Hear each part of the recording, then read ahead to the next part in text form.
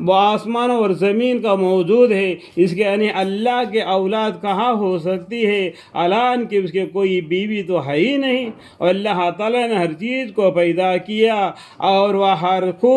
چیز کو خوب جانتا ہے۔ یہ اللہ تمہارا رب، اس کے سوا کوئی عبادت کے لائق نہیں ہے، ہر چیز کا پیدا کرنے والا ہے، تو تم اس کی عبادت کرو، اور وہ ہر چیز کا کارساز ہے، اس کو تو کسی کی نگاہ محیط نہیں ہو سکتی، اور وہ سب نگاہوں کو محیط ہو جاتا ہے، اور وہی بڑا باریک بین باخبر ہے، وہ اللطیف الخبیر، اور وہی بڑا باریک بین باخبر ہے۔ اب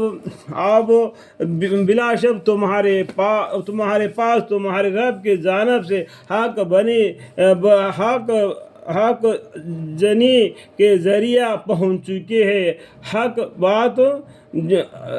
بنی کے ذریعہ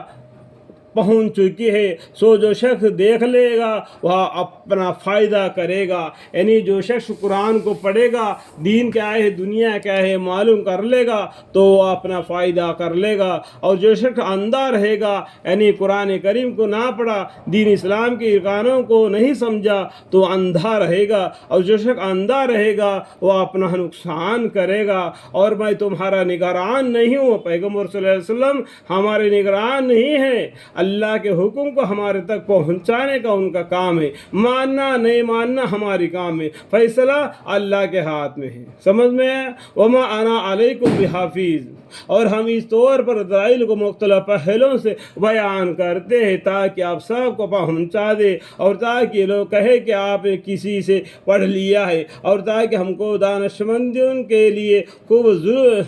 ظاہر کر دے۔ آپ خود اس طریقہ پر چلتے رہیے جس کے وہی آپ کے رب کے طرف سے آپ کے پاس آئی ہے، اللہ کے سوا کوئی عبادت کے لائق نہیں، اور مشرکین کی طرف خیال نہ کیجیے، اور اگر اللہ تعالیٰ کا منظور ہوتا تو شرک نہ کرتے، اور ہم نے آپ کو ان کا نگران نہیں بنایا اور نہ آپ ان پر مختار ہے، اور دانش مند دو ان کو جن کی یہ لوگ خدا کو چھوڑ کر عبادت کرتے، یعنی ان کے معبودوں کو، یعنی جو کافر لوگ ہیں جو جن کو اپنے ہاتھوں سے بنا کے ان کو معبود کر کے اس کو عبادت کرتے، تو ان کو گالیاں مت دو۔ کہنے کا مطلب سمجھ میں آ گیا؟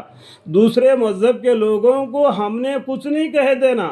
اور کوئی نقصان ان کو نہیں کرنا، جو ان کو کام کرتے کرنے دو، اللہ اس کا فیصلہ کرنے والا ہے، آپ دشمنی نہیں لینا۔ سمجھ میں آ گیا؟ اور دانش مند دو ان کو جن کی یہ لوگ خدا کو چھوڑ کر عبادت کرتے ہیں، یعنی ان کے معبودوں کو، اگر تم گالی دے گا تو وہ تمہاری معبود کو گالی دیں گے۔ سمجھ میں آ گیا؟ کیونکہ پھر وہ برائی جاہل حد سے گزر کر اللہ تعالیٰ کے شان میں گستاخی کریں گے۔ ہم نے اس طرح ہر طریقہ والوں کو ان کے عمل مرغوب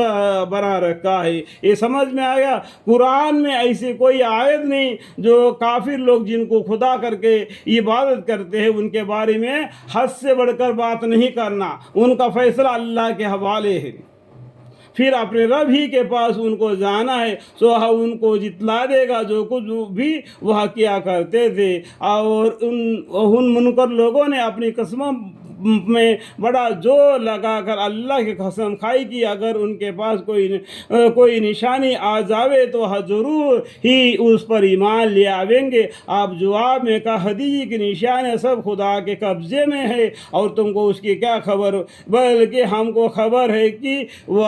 نشانی جس وقت آ جاویں گی یہ لوگ جب بھی ایمان نہ لائیں گے، اور ہم بھی ان کے دلوں کو اور نگاہوں کو پھیر دیں گے جیسا یہ لوگ اس پر پہلے دفعہ ایمان نہیں لائے، اور ہم ان کو ان کا سرکشی میں حیران رہنے دیں گے۔ اللہم اغفر لی، اللہم اغفر لی، اللہم اغفر